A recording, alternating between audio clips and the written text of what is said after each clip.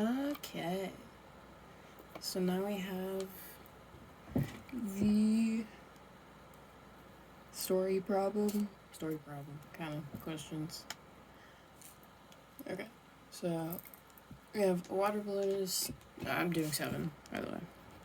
Water balloon is tossed into the air so that the height in feet after t seconds can be modeled by the function ht equals negative 16t squared plus at equals 1. Okay. Okay.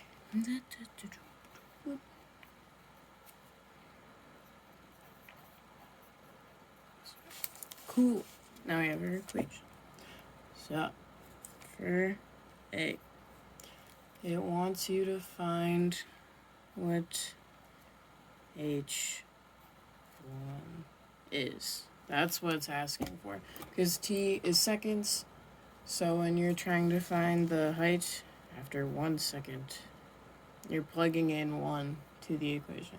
So I can see you did that in your corrections. So, then we have, like you did, negative 16 times 1 squared plus 80 times 1 plus 5 is equal 69. And remembering your units, 8. There you go. There's the answer to A. And, alright. So then, how many seconds does it take for the balloon to reach its maximum height?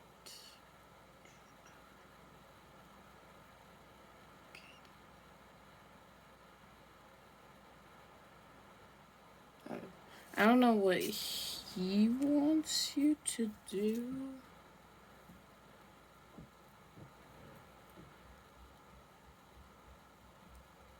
But pretty sure what you can do is oh, my eraser. Stop. Hold on 1 second. Okay. So what I'm gonna do to find the maximum. Okay. So think of t like x and think of h as y. So when you go and you do negative b over 2a, which is how you get the maximum, what the x value of the maximum is. Yep. I know what I'm doing, I promise. Then this would be the amount of seconds, so this is also t. So you take negative b, negative 80, over 2 times negative 16. I literally have no idea what that is off the top of my head. 80 times 80 divided by 32. 2.5? Sure.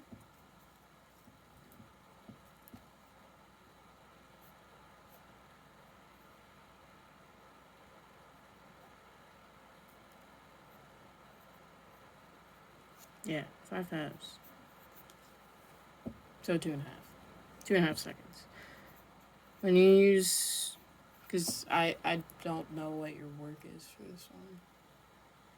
It's all negative b over 2a. This is always what your x point is. And then to get what the maximum height of the balloon is, you take this amount of seconds and plug it into your original equation. So, h of 5 halves. I want to work with fraction. So, negative 16 times 5 halves squared.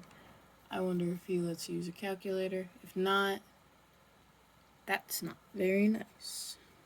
Because these are not nice numbers to work with. Okay.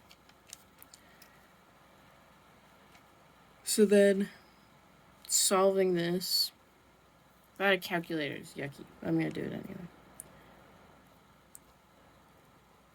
What I'm just pretty much trying to get across, though, is that this always gets you what the x value is. And you have to interpret from the story problem that whatever the h of t is like y and then t is like x. So this gets you your amount of seconds. And then you have to plug in this amount of seconds into the t to get what your height would be. So, -16. You can skip through this if you don't need help with any of this. I'm just gonna finish solving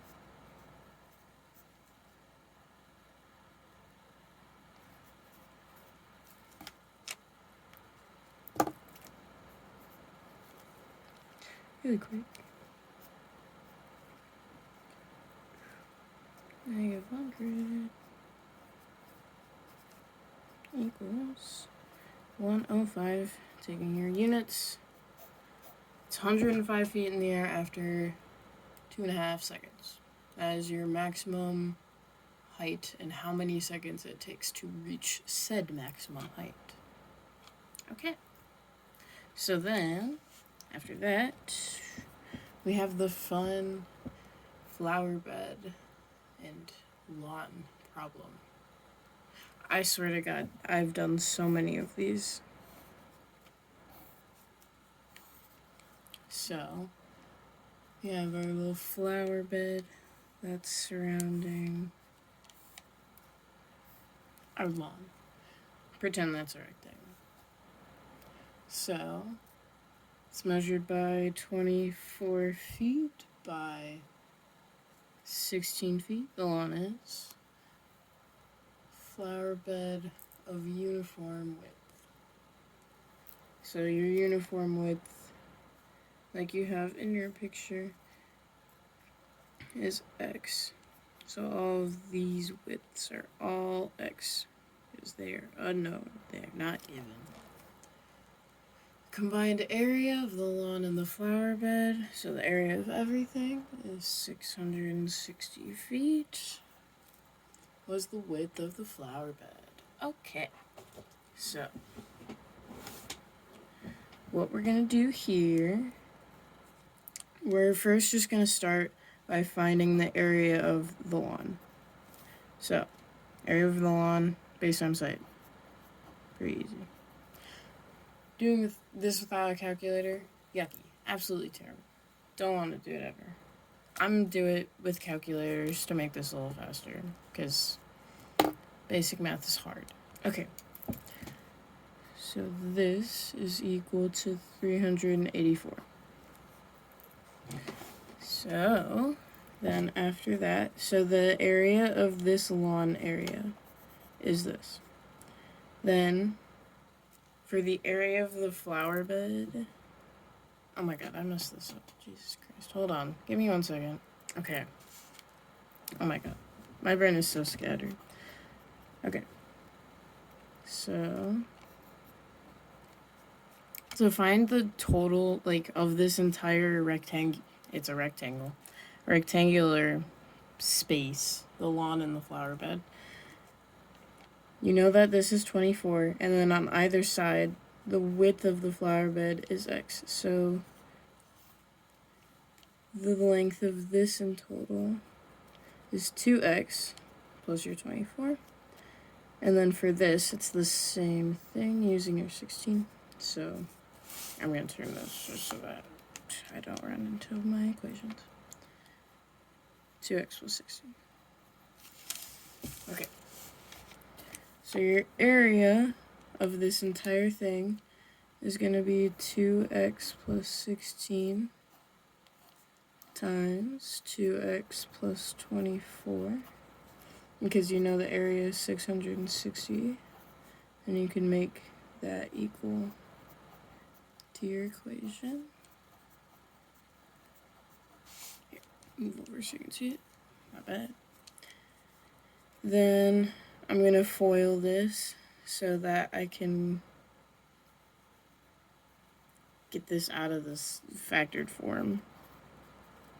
So we have 4x squared, 2x times 24 plus 48x. 16 times 2x, 32x, plus, I don't know what 16 times 24 is, 384.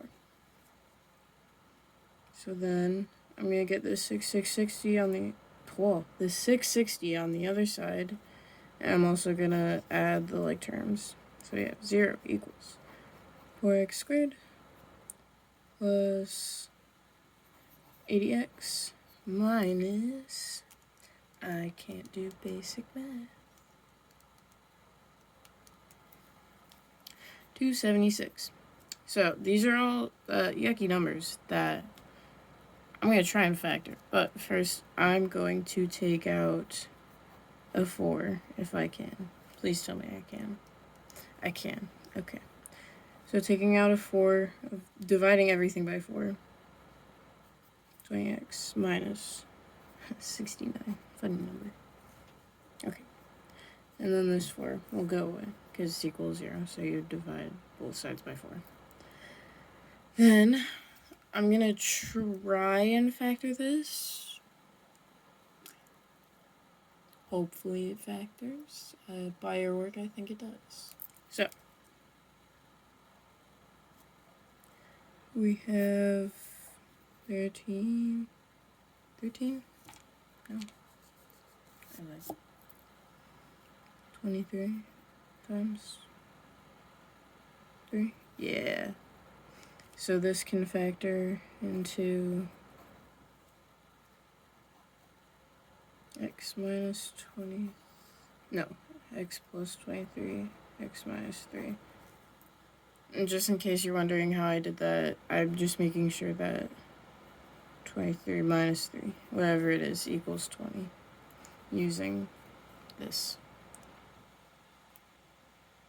So, then after that, we set each part equal to 0. So we have negative 23, negative 3. And because you can't have a negative width, then you have x equals 3, finding your units, feet. 3 feet.